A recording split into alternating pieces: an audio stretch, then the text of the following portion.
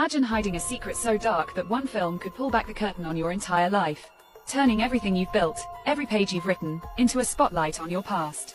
What would you do then? Stay with me, because none of this is fiction. This is Crime and Mystery Vault. Today, we bring you the chilling true story of Juliet Hulme, better known later as Anne Perry, whose life veered from crime to acclaim, and how one movie forced the ghosts of her teenage years back into the public eye.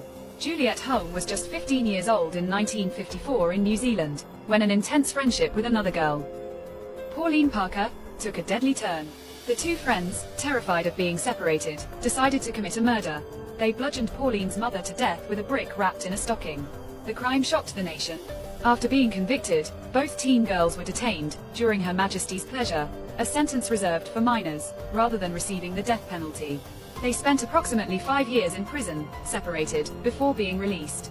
Following release, Juliet Hulme changed her name to Anne Perry, taking her stepfather's surname, and eventually left New Zealand with her family. She transformed her life, turning to writing. Her first published novel, The Cater Street Hangman, came out in 1979. Over the decades, she became a hugely successful crime and mystery novelist, known for the Thomas Pitt and William Monk series, selling over 26 million books worldwide. For many years, her criminal past remained hidden from most of the world.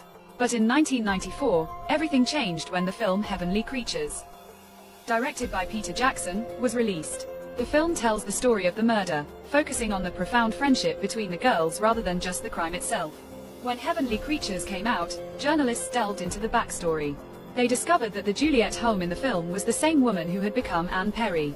Perry didn't shy away when confronted. She acknowledged her guilt, expressed regret, and carried a complicated legacy. One that combined a horrific crime with decades of literary success and a very public identity.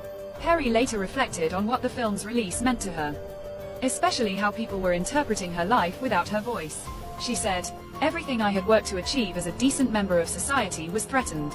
Once again my life was being interpreted by someone else." While some speculated about the nature of her friendship with Pauline Parker, some claiming romantic involvement, Perry insisted their relationship was obsessive and codependent rather than sexual.